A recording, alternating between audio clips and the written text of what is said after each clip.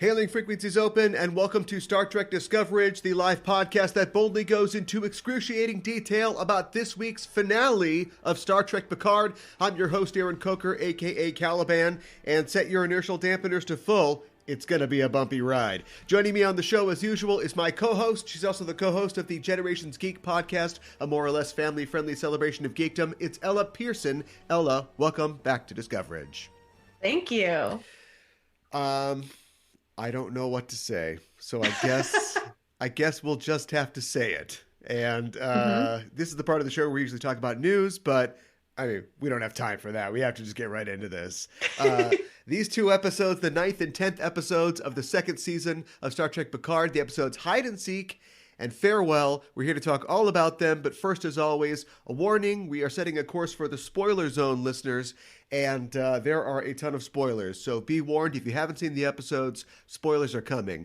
The official synopsis for Hide and Seek is Picard and his crew fight for their lives as they come under attack from a new incarnation of an old enemy. But to survive, Picard must first face the ghosts of his past. Seven and Raffi have a final showdown with Jurati. The episode was written by Matt Okamura and Chris Derrick and directed by Michael Weaver. And the synopsis for Farewell, the finale, is with just hours until the Europa launch, Picard and the crew find themselves in a race against time to save the future. The episode was written by Christopher Monfett and Akiva Goldsman and was directed again by Michael Weaver. What did you think about these two episodes? I mean, I want you to say, tweet it, 240 characters, we're out, that's the end of the show. You can do it, right? Yeah. More fun than the last few episodes. Yes. I'm happy with the ending. Yes. Satisfied, I think. Yes. And, what's my last quip? I don't know. Very happy for our cameo at the end. Yeah, okay. Yeah.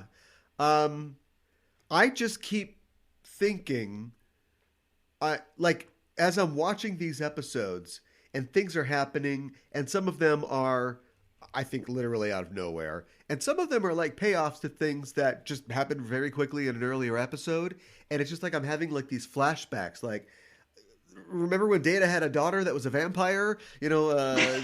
Remember Picard and his mother playing in a dungeon? Remember when they were fighting ICE officers? Remember when Guinan drank a potion to summon Q? Remember Q? Remember Q was a VR hacker? Speaking of VR, remember that Picard had a VR therapy session and the therapist was his dad? Remember when he got hit by a car? Remember all this stuff? It's insane. This whole show is completely insane. And the more that I just sort of let go and let God, I think I enjoy it more. And I think that obviously it's at this point, Picard is the max level, Starfleet guy. So anything that he deals with you want a personal element, but it can't be a small thing. But I almost wish that the entire universe hadn't been at stake for the millionth time, because the serious things like death of parents, looking back on your legacy at the end of your life, all these things, it keeps making you oh yeah, it's serious, I'm thinking about it.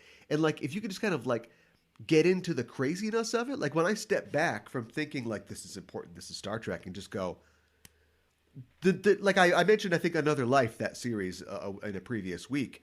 It's almost like that at some point. It's just I can't believe this is happening. I can't believe this is happening. And as long as I don't care too much about how we get from one thing to the other, I'm all right, I'm starting to feel here at the end of this roller coaster ride. I threw up, back there, but now I'm okay, all right. You wanted to have some fun, and I think I did have fun. I think I did. I'm still thinking about it.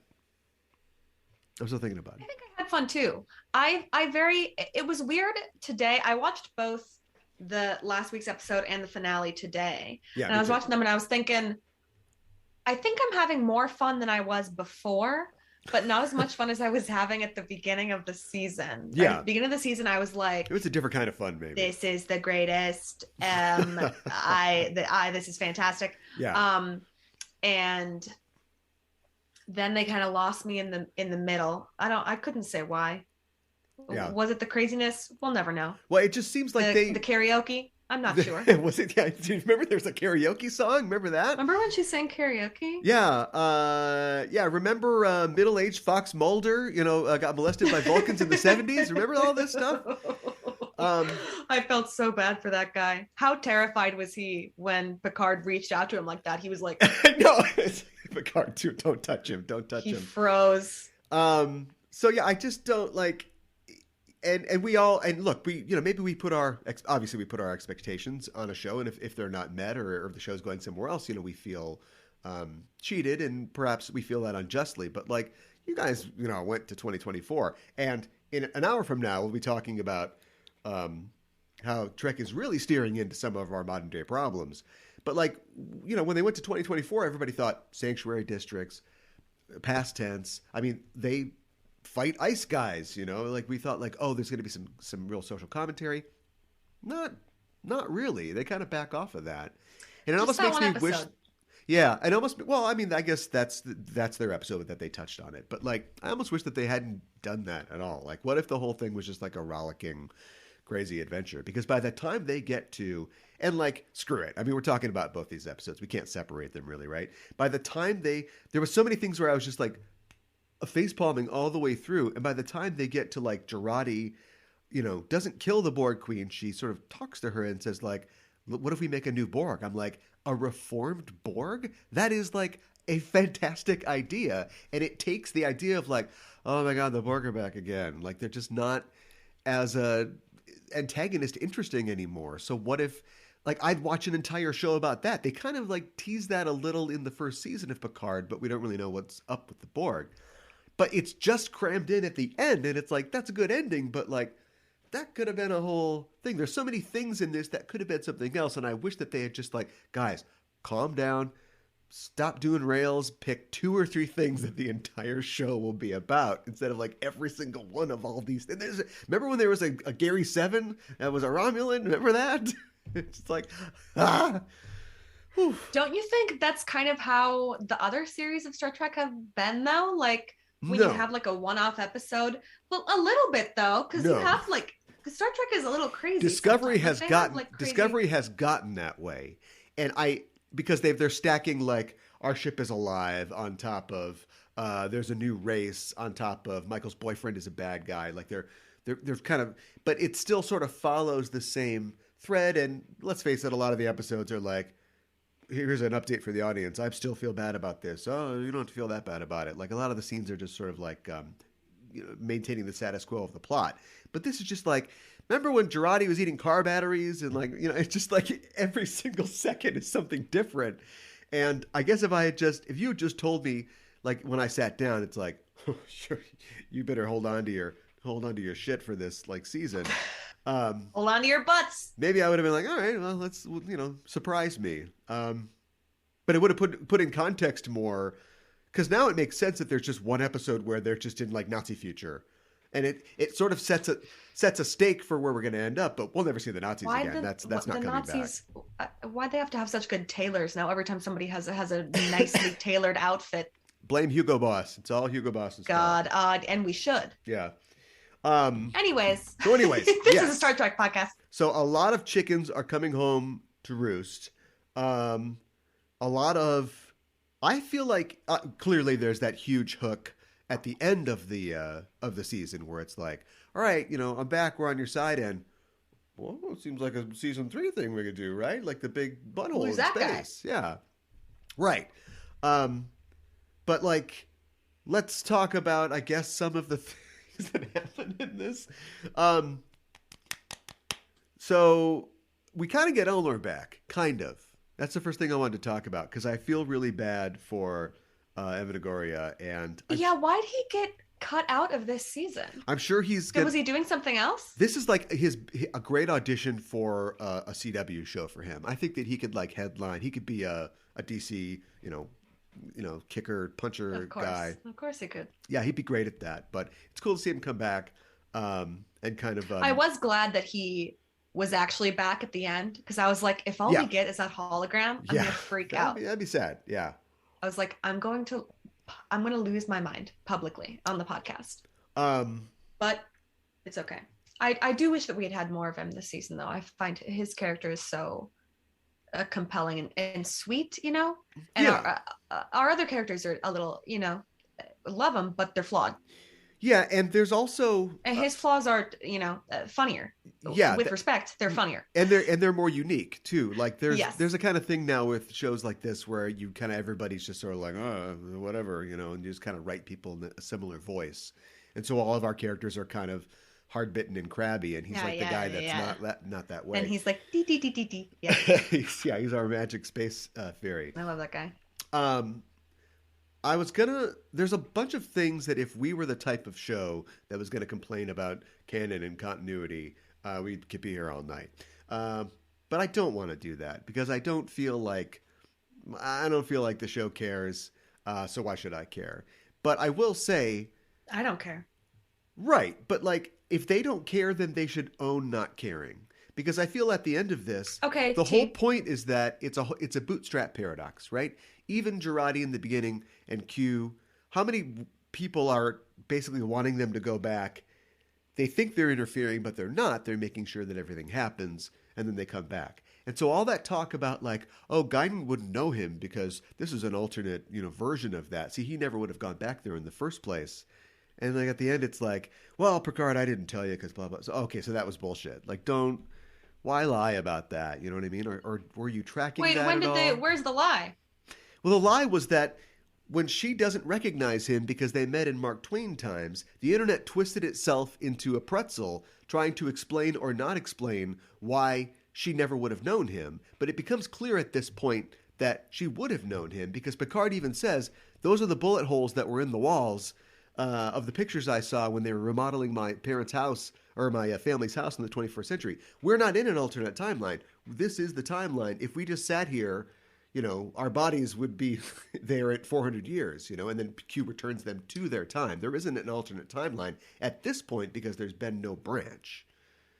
And so they always said like, no, in his future, he wouldn't have come back. But I'm saying it doesn't, none of it really matters. And this, I'm doing what I said I wasn't going to do. But like at the end, when he talks to Guinan, it's clear that she kind of knew that this was all in the offing, that he had to go off and do this. And she was like, I didn't want to tell you too much. You kind of had you had to figure it out on your own. Well, there's ways though that the Mark Twain thing could be,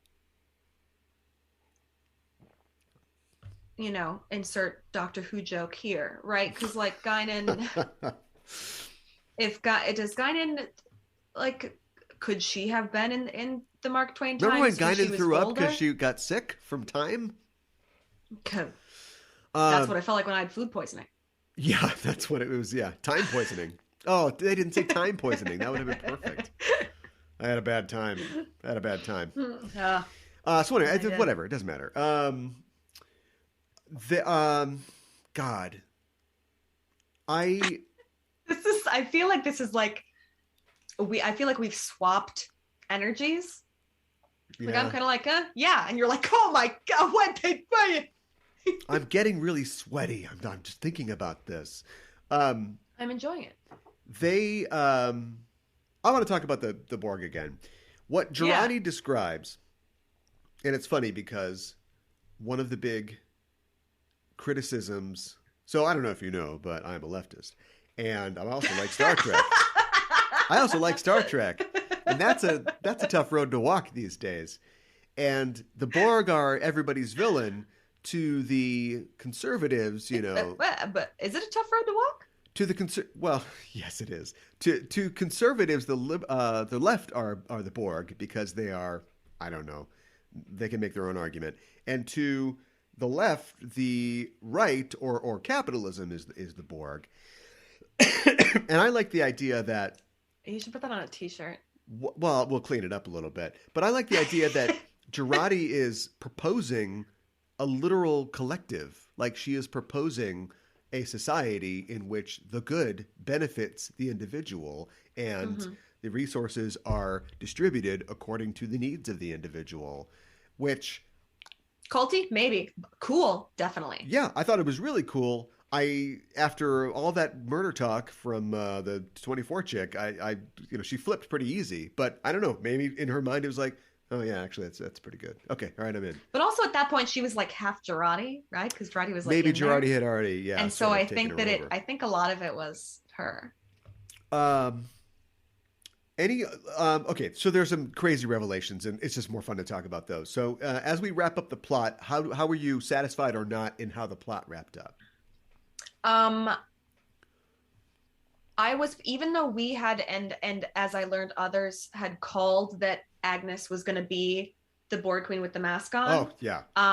And I think that we talked about. I think that I frankly called it, and if I didn't, I'm sure that's on me. But I think that I was like, oh, she's gonna be there, and she's gonna want to make the Borg are gonna want to make an alliance with Starfleet. Yeah. And like you said, that's an amazing, fantastic idea. That's so compelling.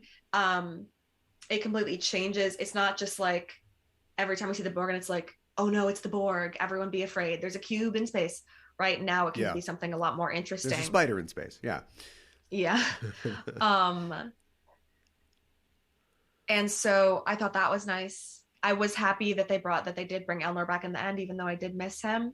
I liked, before you move on from the Borg thing, I liked the Borg thing, but I wish that it became this thing, and you're a genius for figuring this out, but I feel like a lot of people figured it out. Me? Yes. I'm not saying you're not a genius. I didn't read those people's tweets first. Exactly. But it all came from right in here. But I feel like the story was pretty much going that way, and especially when she gets her Dr. Octopus arms, it's like, okay, well, we know what's going on here. But they felt like they had to treat it. I think there's a way to do it without treating it like it's a huge reveal. Like that, Rios staying at all these things. I'm like, oh wow, Rios is staying behind. Like none of it. Yeah, nobody called that. that. Yeah, right. Yeah. We called that. And it's sort of like the reverse of.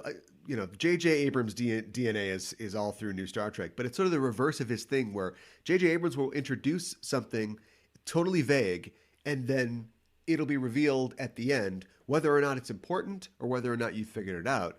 But in this, it's like they kind of gave us a look in the box, and it's like, oh, who's this Dr. Octopus Borg Queen? Could be related to a character we know. And then long after we figured it out, and I'd really rather just dig into that more, that's already been set up as what the last kind of image or moment will be, and so we have to like wait until we get there. Like you wish that it had been an actual surprise. I wish that it had happened like at the halfway point, and we could do more with it. Yeah. I feel like they. Don't you think that'll be next season? Yeah, it'll be next season, but I feel like confused about what we're doing next season though, because if we're getting the gang back together, yeah, Scooby Doo. What are we like? Were they like get the old people with peace? They're not that old, but Picard's a little old. Yeah. But were they like get the old people to talk to the Borg? Like, what's the tea? I guess we'll have to wait and see. But they're the right crew for the job, I guess. But like they put I feel like they put the cards on the board, and then no matter what they came up with, they didn't move any of the cards, and so sometimes we had to like write a lot of stuff in between getting from this point to this point.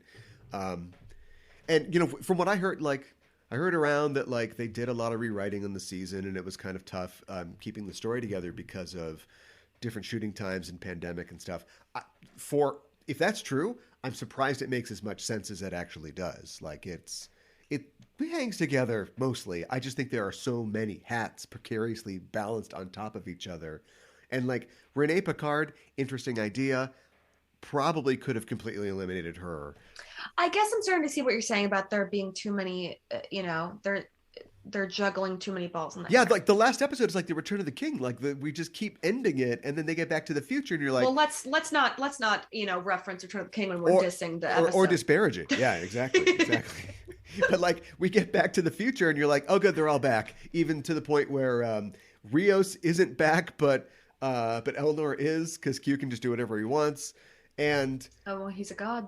Yeah, and then you realize, oh, there's 8 minutes. They're gonna deal with the space anomaly, and then after that, then he's got to go and kiss Laris, and you're like, okay.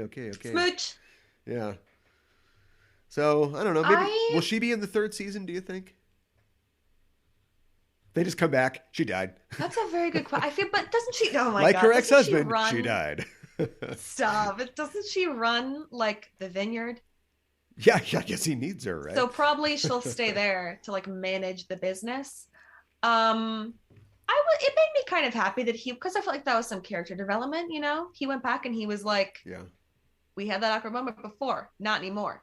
yeah. Mooch incoming. Is it weird that it's tied to? Remember when Picard's mom hung herself in front of him? Well, is it weird? In the room he smooched Larson? Is it? Yeah, yeah. Yeah. Is it weird that he can't make it happen with her because she's got dark hair and reminds him of his mom? Is that making the paging Chief Medical Officer Foray? I think that I don't think we have to read into the hair color. Okay. At least she's not a redhead. Yeah. I don't know. Okay. It made me happy. You don't have to know. You're not. There's nothing. Yeah, the wheels were turning, but nothing came out.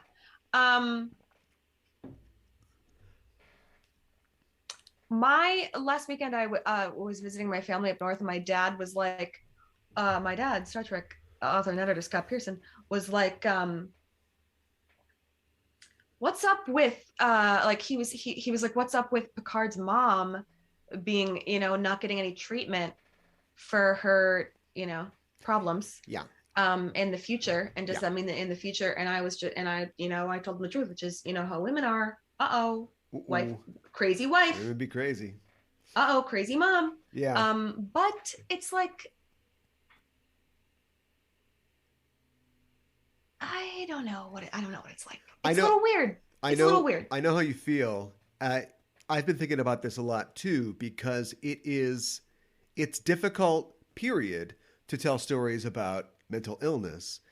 Period. And there's definitely a thing now where, it's not now, I mean, it's always existed, but I think there's a thing on the internet where like, our characters are all cinnamon rolls and they're all our favorites and they're perfect. And, people have... cinnamon roll that could kill you, cinnamon roll that would actually kill you. Come on, like, cinnamon roll. Let's play hide and seek. I'm begging you. The millennials, I'm begging you. And I just, people have to... If we want to tell stories about mental illness, we need to make it as realistic as possible. Now, that doesn't also mean that bad things have to happen in stories sometimes for characters to have conflict and to have growth and stuff like that. And so I don't know. Like, it's, even if it took that scenario took place in the 21st century, you'd be like, why didn't you get any help?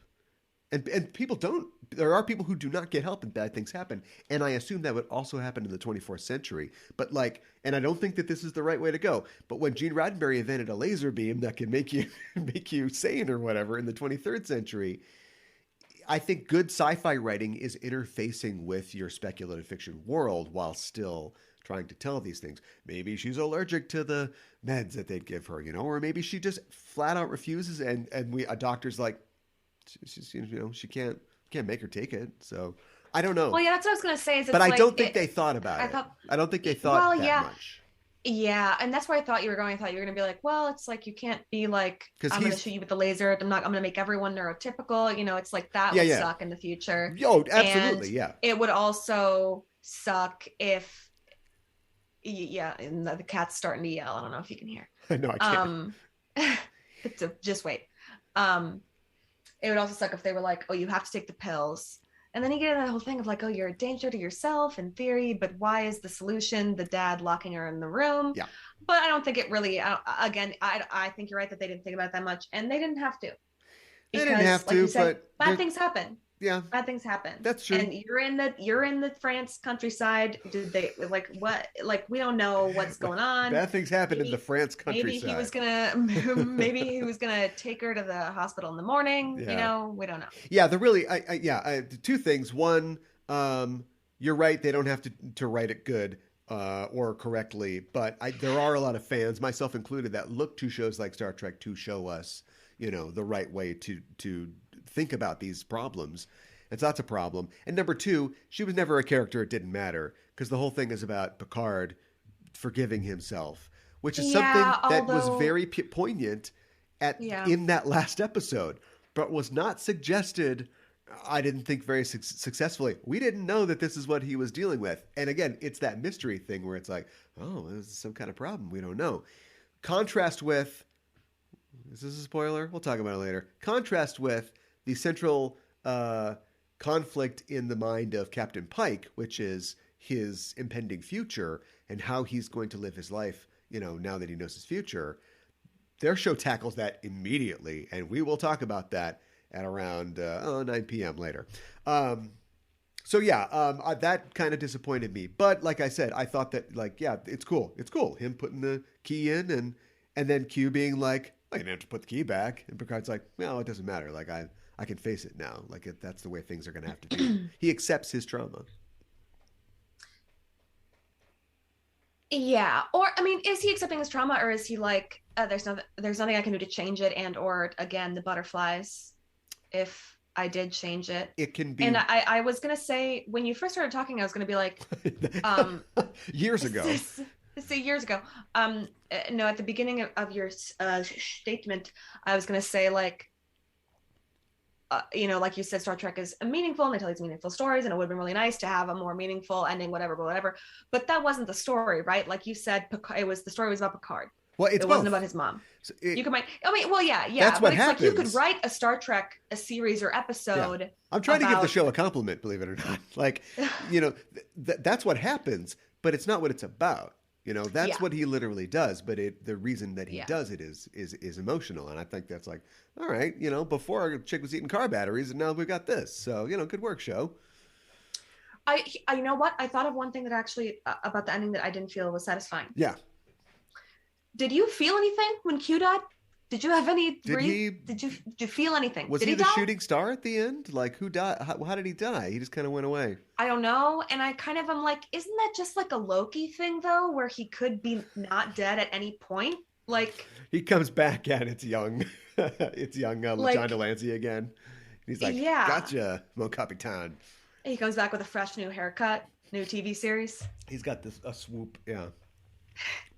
I just love Q. I've always loved Q as a character, and his episodes are so fun. And John Delancey, obviously. Yeah. But I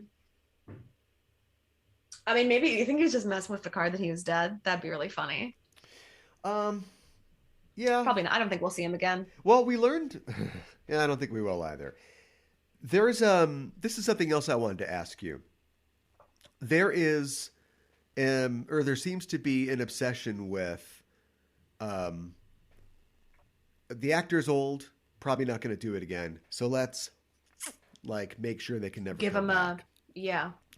And I wonder what's behind that. Like, how does we don't know. I'm almost convinced that Picard will die at the end of season 3. But how does Q's death compare to, say, dropping Captain Kirk off a bridge? Do you know what I mean? It seems to be what they want to do. They're like, this far, no further. This character is done now. Well, they brought Spock back. Yeah, but Spock got the most dignified death of all, which is just, Zachary Quinto gets a letter in the 3rd movie, and he's like, oh, he's gone, That was brutal. Yeah. So again, we'll talk about... That wasn't because of the cigarettes, though. They took them. Yeah. Then, what is COPD? Ooh, yeah. That felt too soon. But anyway, we'll talk about this more, of course, when we talk about Strange New Worlds. What else? So here's some unanswered questions. We haven't even got to the big reveals yet. Here's some unanswered questions. This is another reason why it's they're not in an altered timeline. This is their timeline. Why is Seven loses her implants? Because it's an alternate timeline, but then they just give them back to her. The exact same implants. Right. And it doesn't even matter because they get zapped back to where they were in the first place, where she would just get her implants back. And with Peace and Love, I don't know if this is Jerry Ryan's decision or where this came from. Yeah. But the silicone implants they're gluing on her. Oh, I see what you mean. I think they look not as good as the old ones. They're just giving a little bit Spirit Halloween.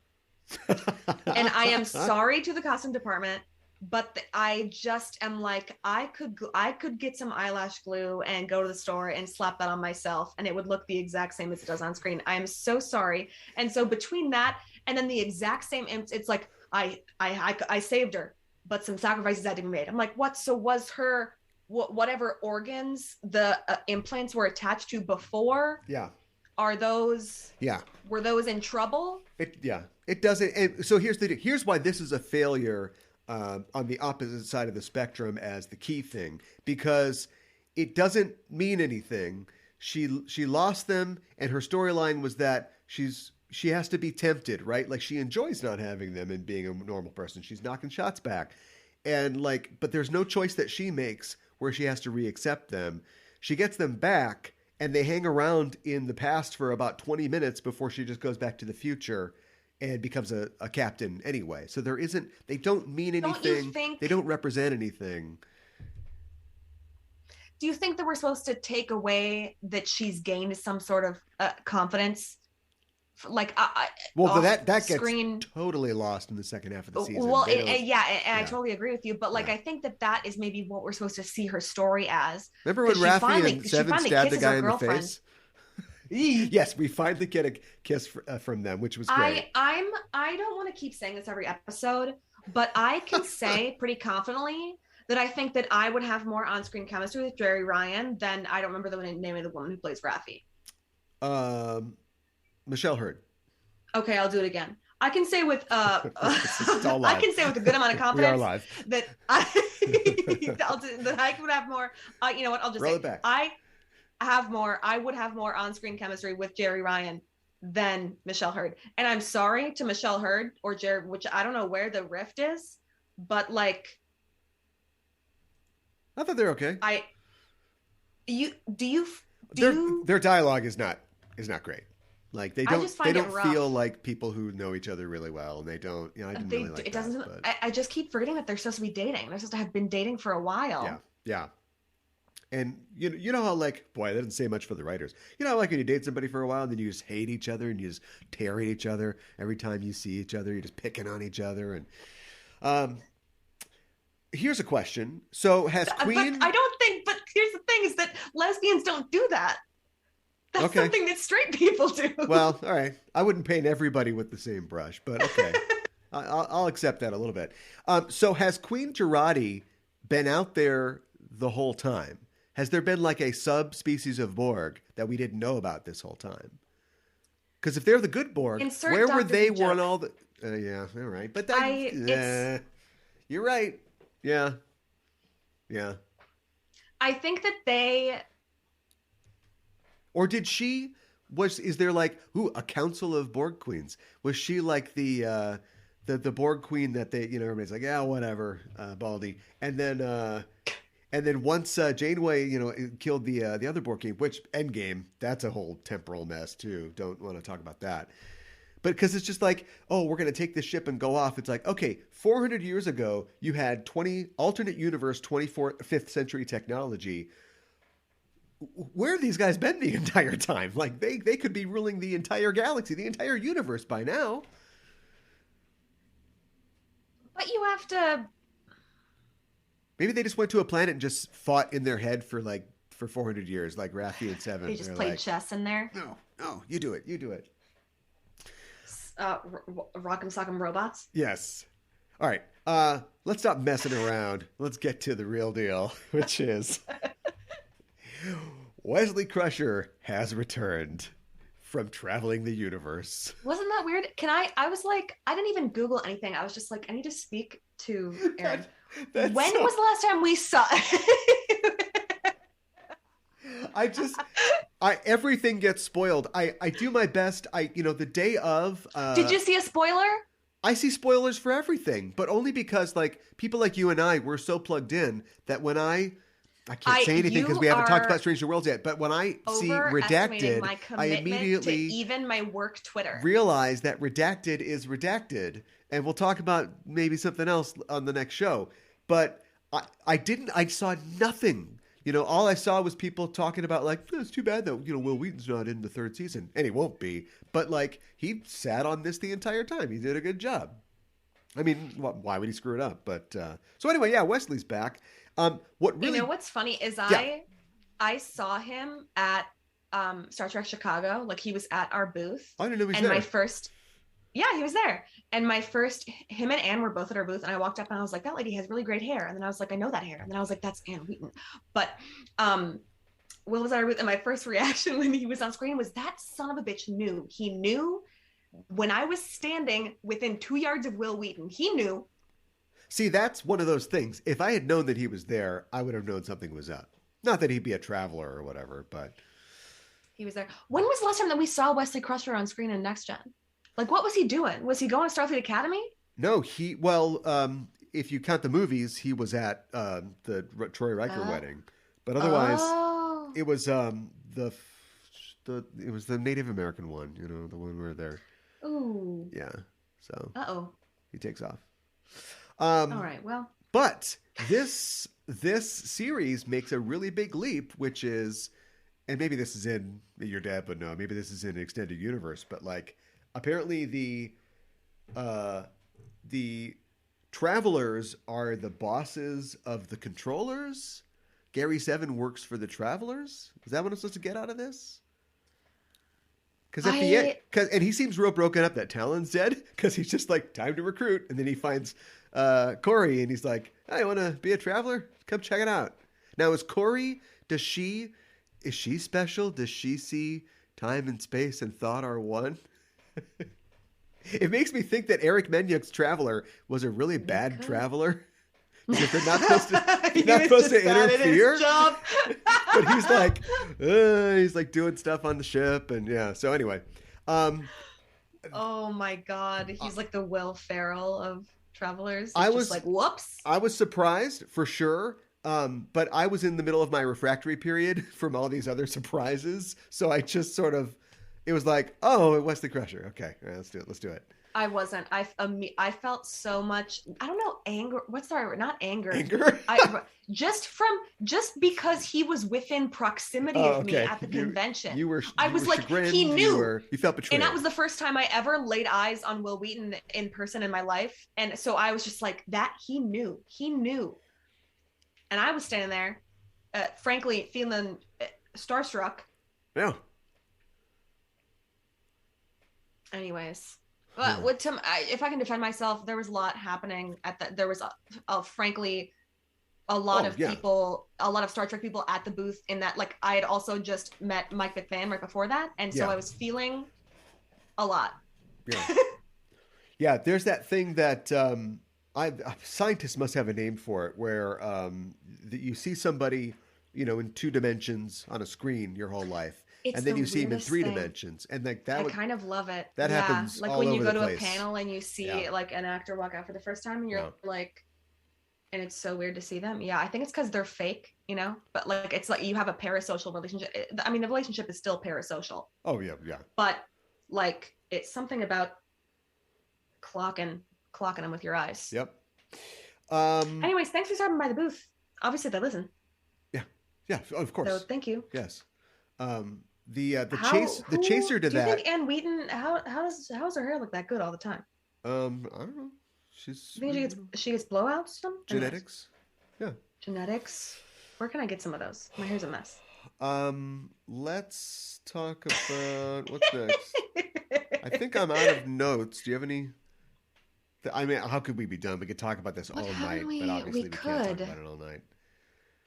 What haven't we covered? What even happened? Honestly. So did you think so again, and we have to apologies if people like don't care about Strange New Worlds or haven't seen it yet. This won't really be a spoiler, but you will know what I'm talking about if you've seen it. There's a thing at the end of this, and I think a lot of people had predicted this idea as well, that what Renee's discovery would be something that would be beneficial to like the ecology of Earth. Which, talk about racism, I don't feel like I talked about pollution all that much, but whatever. And so that is kind of setting them up for the Star Trek future we're going to get. There is something that happens in Strange New Worlds that does the same.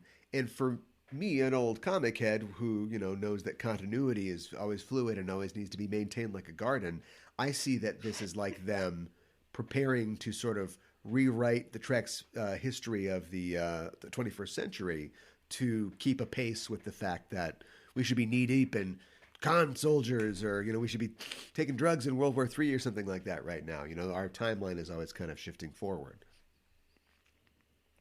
Huh? There was no question there. So okay. No, my point is that they're not only are they telling this insane story, but also they're doing a little bit of housekeeping in terms of their in-house continuity for like where we're going. It's like when Greg Cox wrote his Khan books, and it was like, oh no, the eugenics war was like a secret war. It was like espionage, and it was about powers and influence kind of behind the scenes. It wasn't like, Khan and Colonel Johnson and people running, or Colonel Green running around and shooting people. But that's something we haven't talked about. The file folder, the Manila file folder. Oh God.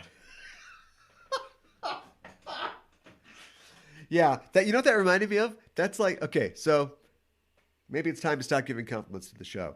That's like the laziest thing I can think of. I mean, obviously. Did you say stop or start? We're gonna start. No, stop giving compliments. Okay. Having Adam Soong be a part of the genetic manipulations that lead to super soldiers, of which there are more than just Khan, but like Project Khan smacks of like, what's Zool? That's like, here's a reference for you. It's like, yeah, no, we get it. But he's got this folder cut. But maybe that's just a guy's name. Ooh, what does Khan stand for? Killing hella all the aliens with an N. Yes. Killing hella aliens. Yeah, got him. You heard it here first. Yeah. If you're Brent Spiner. Smart. Are you just Brent Spiner, call us. I'll do it. You think he was like, yay. Do any of these people care at all? I guess I was too excited. Like I was like, ooh, the pieces are falling together, to be like, to see it as like, I can see how you would watch that and find it, and it's like almost cartoonish. It is cartoonish. Like if you're Nicholas, bad plan. Bad plan. If you're Nicholas Meyer, do you punch the air, or do you throw your whiskey glass into the wall? It's Project Khan, but it's like in crayon. Project K's backwards. K's backwards. Is Nicholas Meyer like, oh, okay, they want to do my show, or like, what are they? What? No. People name things after people, I guess Khan would be alive at this point. Well, okay, people name things after people. We're gonna find out. Strange New Worlds, right? But like, yeah, maybe. Why not have? Oh, what if you cast Brent Spiner is Khan? Because you've got Soong. They wouldn't dare to cast another white man as Khan. Well, would they? Ooh. Oh, Ricardo Montalban is white. Interesting. Singh becomes Soong over the hundreds of years. The data files were corrupted, and they didn't have a folder with his name spelled right on it. So, it's just so there's things. Okay, all right. Here's my final word on this entire crazy thing. There are things in it that show so much knowledge and understanding, not only of what has happened in Trek, but like it's that same. He gets too much credit for everything, but it's that Kevin Feige Marvel thing where it's like, I took these two. I was thinking that about Akiva Goldsman. I took today. these two things like, oh my God, that have existed in the comics separately for 50 years and go, but why don't we just put this together? And you're like, oh, it makes a great movie. Mm-hmm. But, well, maybe not that one, but that's just my opinion. So like a lot of it's that, but a lot of it is like Project Khan, a lot of it is like, what? You could have done nothing. You could have not done that at all. Instead of like, no, we have to. I feel like there must have been a pressure to just get everything in there. Because who knows when we're going to get another show? God knows they're not making these Star Trek shows. Final thoughts. I guess I remain too excited to see what happens to be annoyed about shoehorning the Khan thing in. I mean, you can always just ignore it, but yeah, all right. Except I don't really want to ignore it. I'm like excited. It's so goofy though. There's no way to present that moment without being like, oh, the game has changed, right? It's afoot. But the audience is just like, like the audience is like, what? Oh my God, she's in. She's bought it. She's bought it. I just think it's going to be fun. You don't think it's going to be fun? I would love to see Khan be fun. Like I haven't watched the whole pitch. He's already fun. What? God. He showed up showing more chest than Kirk. Are you joking? Yeah. And he didn't. His shirt wasn't even ripped. I'm not exactly sure what Meyer's whole take is, but I don't want like this. We're done with edgy. We're done with like all this, edgy white guys. Like, we could do a fun thing. With we Khan. Are the rest of the world. I don't know. Yeah, I guess. Speaking of which, God, I want to talk about Strange New Worlds. Do we want to kind of bring this to a close? Did you get your final thought? Anything else? Final thought. I think they have me. I think they got me. I'm too curious. The Khan thing. I'm too curious. I'm excited. Okay. I think this season. Mm-hmm. Connius. I think this season was. I think it was much better than the first season. There were things about the first season that I liked and that I enjoyed, but I think that this season holds up better. Would you agree? I don't think this holds up at all. I think this was more enjoyable. But think about, go back to when we were watching the first season and then doing this podcast after, because it was a little rough. I think that it was rough. I think that the first season had a lot of very interesting world building that made a better like Memory Alpha article than TV You're right drama. about that. Yeah. So like as far as like being like a better maybe entry to the universe of Star Trek, I think the first season was better. But as a kind of like fruit basket upset, oops, all crazy, elements and things mixed around. Viewed in retrospect, I do think I had fun.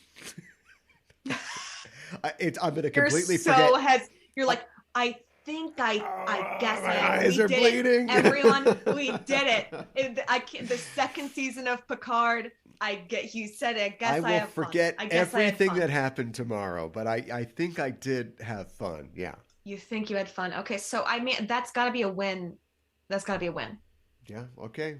For Picard. Hand it to all the 14 people that made this show. Yes. Yes. Good job, all of you. Yes, and to Kirsten Beyer, of course. Yes. All right. I feel good. Oh, we didn't talk about Rios. They didn't get to Rios being his own grandpa. Well, we don't have to talk about him because he's gone, right? He's his own grandpa. What'd you say? He's his own grandpa. His own grandpa? We already talked about it. And they reversed Jillian'd him because he's the guy who's like, I've got no one. So he just like stays home like in the past instead of coming to the future. I knew it. I was like, that stupid man head over heels for the single mom, right? I was the kid that loves cake. And the kid that loves cake. The kid's too charming. Kid's a little snarky. He said, give me a cookie. This kid. I got your communicator. Give me a cookie. Get this kid off a cake. Yeah. All right. It sounds like he did a good job. That's kind of a nice ending to his story, though. Mm-hmm. Yeah. The Mariposas. Yeah. Everybody's happy. And this old man who's going to die next week. Died in a bar fight, last breath into a cigar thing. But like, I don't know. Is that what people think Rios is? I guess they do. Because she said that and I was like, I think that's a lie that someone told you. Never bought that about Rios. If anybody, Rios is a poser to the max. Well, exactly. And so that's why I'm like, I feel like Rios was dying. He's got Miles Davis in that cart, and you pull Miles Davis, and then it's just all Jeff Buckley and Elliott Smith all the way back. He is a huge softie, which is great.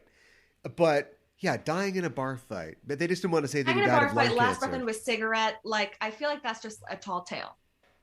Okay. That's a myth about our boy Rios, and I'll accept it. But I know that it's a mythology. I bet that kid, that's what that kid told everyone. Okay, so my dad died in a bar fight. Yeah, that kid was like, oh, Rios, my stepfather? He died in a bar fight and his last breath was into a cigarette. Right. He's suddenly like a New York mobster. Yeah.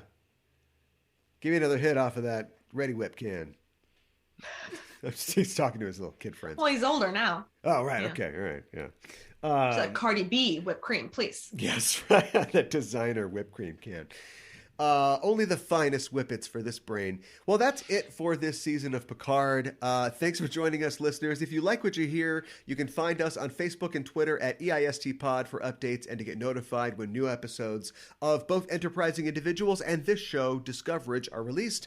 You can tweet to us on the show by using the hashtag Discoverage, or you can email us at eistpod@gmail.com. And while you're on the internet, why not go to your listening platform of choice and subscribe to our show? Give us a rating and a review. It really helps us out. If you want to help the show grow, you can go to Patreon, patreon.com/EISTPOD, and contribute to the show. And if you like the show, please tell a friend.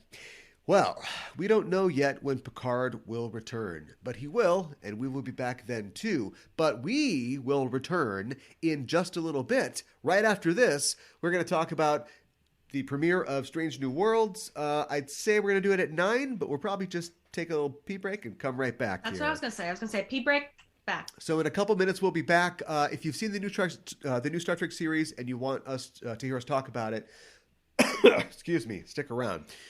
In the meantime, you can check out our main show, Enterprising Individuals, which you can find at enterprisingindividuals.com. Every week on the show, I and a special guest discuss in excruciating detail a selected episode from the Star Trek series. Only this year, we're talking about films from the Star Trek franchise. We also have news from the Trek Sphere and interviews with special guests. Our latest episode just dropped, and on it, I'm joined by Ben Harrison and Adam Pranica of the Greatest Generation podcast. And we have a fun and funny conversation about Star Trek 4, about comedy in Star Trek, and their own work in the podcasting space. You can hear that episode at enterprisingindividuals.com or wherever you get your podcasts. And before we go, I wanted to mention that a new episode of my podcast, Backtrekking, has just come out this week as well. Just getting over being sick, too. That's all the news from my side of the woods. Backtrekking is the podcast where my co-host Gooey Fame and I talk in also excruciating detail about the inspirations behind your favorite Trek episodes. This week, we're talking about the TNG episode Elementary, My Dear Data, and the Sherlock Holmes story that inspired it. And the character of Moriarty, and that is the story, The Final Problem. I think I got all that right. The game is a cast, and you can find it at Backtrekking on Twitter or wherever you get your podcasts. Whew, so much more talking to come. Ella, thanks as always for joining me to talk about this episode of Picard and remind people where they can find you online. Thank you. My home podcast is called Generations Geek. I do it with my dad. Now that I'm finished with the move, we both went to the con in Chicago and then immediately moved afterwards. Yep. And I did not prepare myself enough for it, frankly. But we will have a Mission Chicago sort of recap update coming up on the podcast. You know, I'll talk about seeing Evan Ivagora wearing overalls in the bar. Okay. So everyone should tune in for that. That'll be out soon. And yeah, that's it. And you should also wait the 10 minutes, and or if you're not listening live, you should listen to the Strange New Worlds episode coming up next. That's what I'm excited about. If I make it there. Have you guys talked about Wheel of Time at all? Did you read that? I have not watched it at all. Okay. So no. Just curious. But now it's like, why even watch it when I can just wait until September and watch Rings of Power? Am I right, ladies? That's true. Aren't they both Amazon shows? Yeah. But the people who make Wheel of Time must be like, thanks, assholes. Great. No, they're like, shit. That's just going to totally cut into our audience, but they don't air at the same time. And Star Trek is never worried about that itself. That is it for us. Thanks for listening, everybody. We are signing off until the next time. This is Aaron for Ella saying, live long and prosper.